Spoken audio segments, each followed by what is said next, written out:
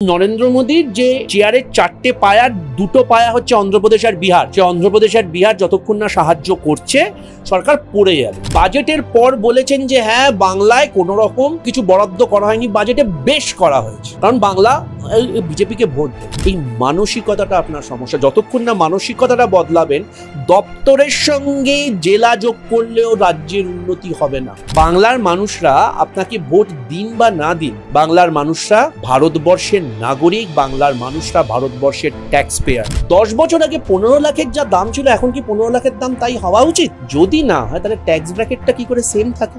সাধারণ মানুষের মনে একটা বিপরীত ধারণা তৈরি হচ্ছে যে এত টাকা জিএসটি আদায় হচ্ছে, আমি টাকাটা পাচ্ছি না কেন। রাজ্যের সাংসদ সুকান্ত মজুমদার তিনি ইতিমধ্যে বলেছেন যে উত্তরবঙ্গকে উত্তর ভারতের সঙ্গে যুক্ত করা তার একটি দাবি রয়েছে।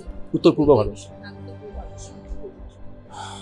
উনি যে যুক্তিটা দেখিয়েছেন সেই যুক্তিটার সঙ্গে আমি সহমত নই। উনি বলেছেন উত্তর পূর্ব ভারতের সঙ্গে যদি যুক্ত করা যায়, উনি যে দপ্তরের প্রতিমন্ত্রী, সেই দপ্তরের প্রতিমন্ত্রী হিসেবে উনি ওনার ক্যাপটিভ এরিয়াকে বাড়াতে যদি চান, সেটা অন্য যুক্তি। সে আমরা যেরকম যারা যারা সেলসে কাজ করেন সবাই তার টেরিটরি বাড়াতে চায়, না হলে নিজে বড় হতে পারবেন। কিন্তু যে যুক্তিটা উনি দেখিয়েছেন যে উন্নয়ন উত্তরবঙ্গে পিছিয়ে আছে, উত্তরবঙ্গে পিছিয়ে থাকা উন্নয়নকে সামনে আনবার জন্য উত্তর পূর্ব ভারতের সঙ্গে এই দপ্তরের সঙ্গে যোগ করে দেওয়া উচিত। এবার আমার কতগুলো স্ট্রেট ফরওয়ার্ড প্রশ্ন আছে। উত্তরবঙ্গে দার্জিলিং, জলপাইগুড়ি, কালিম্পং, কার্শিয়াং, উত্তর দিনাজপুর, দক্ষিণ দিনাজপুর, মালদা, এখানে কালিম্পং, কার্শিয়াং, দার্জিলিং, এটা যেহেতু পাহাড়ি এবং যেহেতু ষষ্ঠ তপশিলির অন্তর্ভুক্ত, এখানে সিংহভাগ জায়গাতে অলরেডি কেন্দ্রীয় সরকারের একটা অত্যন্ত স্ট্র্যাঙ্গেল হোল্ড আছে। ওখানে যে রাস্তাগুলো তৈরি হয় সেই রাস্তাগুলো বিআরও তৈরি করে, বর্ডার রোড অর্গানাইজেশন।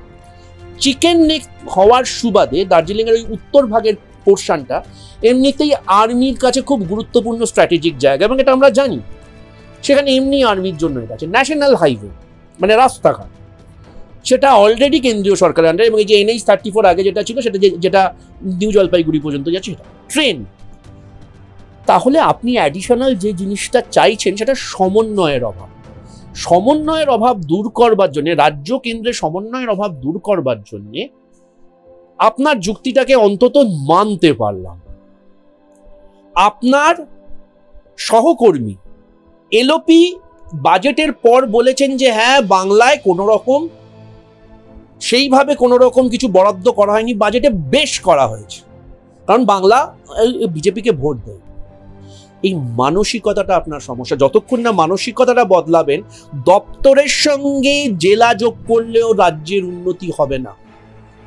বাংলার মানুষরা আপনাকে ভোট দিন বা না দিন, বাংলার মানুষরা ভারতবর্ষের নাগরিক, বাংলার মানুষরা ভারতবর্ষের ট্যাক্স পেয়ার। যে ট্যাক্সটা আমরা দিই সেই ট্যাক্সের টাকায় রাজ্য এবং কেন্দ্র উন্নয়নমূলক প্রকল্পগুলো করে। দপ্তর ভাগ হওয়ার জন্য কখনো উন্নয়ন আটকে থাকা উচিত না, আটকে থাকার কথাটা। আমাদের সময়, আমাদের সরকারি সময় অনেক খামতি ছিল, কিন্তু চোখ বন্ধ করে ভেবে দেখো তো, উত্তরবঙ্গ কৃষি বিশ্ববিদ্যালয় থেকে শুরু করে উত্তরবঙ্গের তেনজিং নোরগে বাস স্ট্যান্ড তৈরি হওয়া পর্যন্ত, বা উত্তরবঙ্গ হাসপাতাল বা উত্তরবঙ্গ ইউনিভার্সিটি বা জলপাইগুড়ি ইঞ্জিনিয়ারিং কলেজ তৈরি হওয়া থেকে শুরু করে, নুব্রা ভ্যালি থেকে অভয়ারণ্য হিসেবে তৈরি করা থেকে শুরু করে, দার্জিলিংকে শৈল শহর হিসেবে বা ইভেন টয় ট্রেনকে হেরিটেজ ঘোষণা করা থেকে শুরু করে, দপ্তর লেগেছিল? লাগেনি, সদিচ্ছা লেগেছিল। এই সরকারের সদিচ্ছাটা। আচ্ছা, এর পাশাপাশি আমরা দেখেছি যে বাজেট পেশ হয়েছে, সেই বাজেট নিয়ে বহু বিতর্ক রয়েছে, যেখানে ইন্ডিয়া অ্যালায়েন্স থেকে বারবার বলা হচ্ছে যে কৃষি বাঁচানো বাজেট পেশ করা হয়েছে, বহু রাজ্যকে বঞ্চিত করেছে এই বাজেটে। কি বলবো? আচ্ছা, তোমাকে রাজনৈতিক উত্তর দেওয়ার আগে আমি দুটো অর্থনৈতিক উত্তর দিই। এক, আমরা রাজনৈতিকভাবে একটা দলের সমর্থক, একটা দলের সমর্থক নই, অতএব আমার বিরোধী পক্ষ যদি কোনো কিছু সিদ্ধান্ত নেয় আমরা তার সমালোচনা করব। তো তার বাইরে ভেবে দেখো তো, বাজেট মানেটা কি? আয় ব্যয়ের হিসেব। আমার বক্তব্য শুনতে হবে। HDFC ব্যাংকের চেয়ারম্যান জাস্ট বলেছেন যে জুন মাসে যে ত্রৈমাসিক শেষ হয়েছে সেই জুন মাসের ত্রৈমাসিক অনুযায়ী আমানত কমে গেছে। আমি বলিনি এইচডিএফসি ব্যাংকের কর্ণধার কংগ্রেস করেন না, বা কংগ্রেস করলেও মানে কংগ্রেস সমর্থক হলেও আমরা জানি না, কিন্তু এটা তার ডেটা বলছে। কেন কমে গেছে, মানুষ কেন সেভ করছে না, তার কারণ আমানতটা কোথা থেকে আসে, ফোর্স সেভিংস থেকে আসে। এবার আয় করে আসা যাক। আমি একজন মধ্যবিত্ত মানুষ, তুমি একজন চাকুরিজীবী, আমার ক্যামেরাম্যান ভাই চাকুরিজীবী, বা যারা দর্শক আসনে আছেন তারা আয়কর দেন।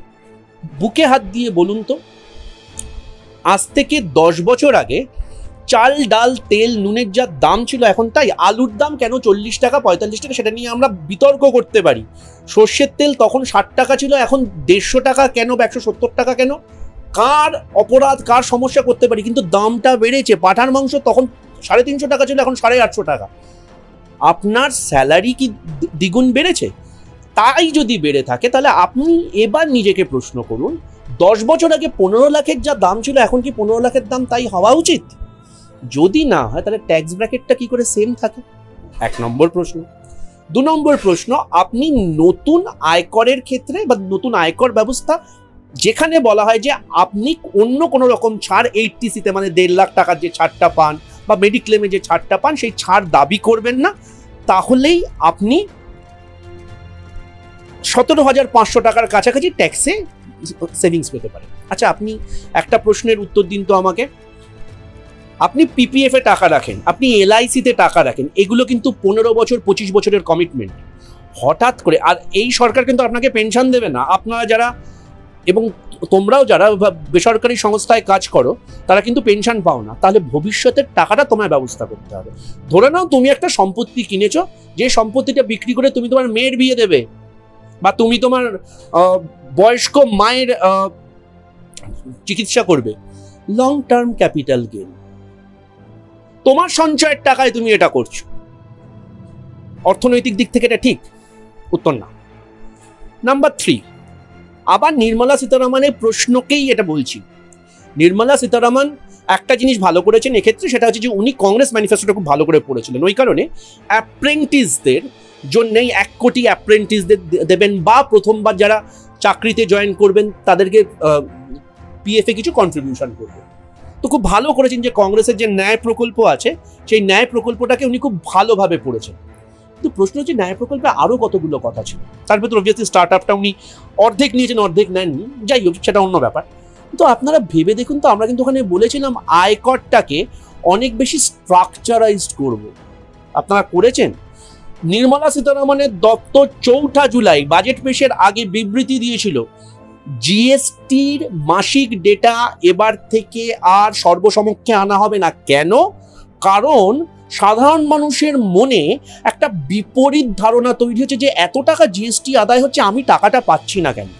জিএসটি ডেটা, যে ডেটাটা প্রত্যেক মাসে প্রকাশ করা হতো, সেটা এবার থেকে প্রকাশ করা হবে না। তার কারণ অর্থমন্ত্রকের বিবৃতি অনুযায়ী, আপনারা 4 জুলাইয়ের যে কোনো খবরের কাগজ খুলুন, দেখবেন লেখা আছে। তার কারণ যে পরিমাণ জিএসটি আদায় হচ্ছে সেই পরিমাণ জনকল্যাণমূলক কাজ মানুষের কাছে ফেরত যাচ্ছে না বলে জনমানসে বিপরীত ধারণা সৃষ্টি হচ্ছে। এটা এই বিবৃতি আমি দিইনি, অর্থমন্ত্রকের লোকেরা বলছে।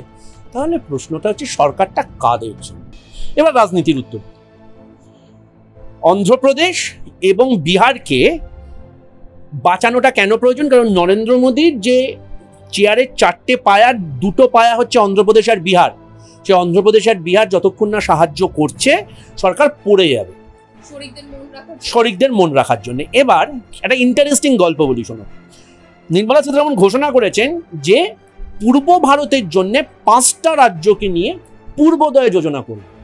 এবার কি বলো, তোমাকে যদি অন্ধ্রপ্রদেশ থেকে বিহারে যেতে হয়, তোমাকে উড়িষ্যা ঝাড়খণ্ডকে না ডিঙিয়ে তো তুমি যেতে পারবে না। তাহলে তোমার উড়িষ্যা ঝাড়খণ্ডকে নিতে হবে এবং একটু পশ্চিমবাংলাকে নিতে হবে। নাহলে মানে ভৌগোলিকভাবে অন্ধ্রপ্রদেশ আর বিহার যেহেতু কাছাকাছি নয়, তাহলে অন্ধ্রপ্রদেশ এবং বিহারকে যোগ করবার জন্য সেটা ইনফ্রাস্ট্রাকচার হোক, সেটা যা খুশি হোক, মানে আমি তো আর এখান থেকে একটা ফ্লাইওভার তৈরি করতে পারবো যে অন্ধ্রপ্রদেশ থেকে বিহার যাবে, অন্য কোনো রাজ্যে থাকবে, এটা সম্ভব নয়। একমাত্র মানে স্বপ্নে হতে পারে বা ময়দানব করতে পারতো আগেকার দিনে। তাহলে সেই কারণে নির্মলা সীতারামন কি বললেন, উনি একটা পূর্বোদয় যোজনা করবেন।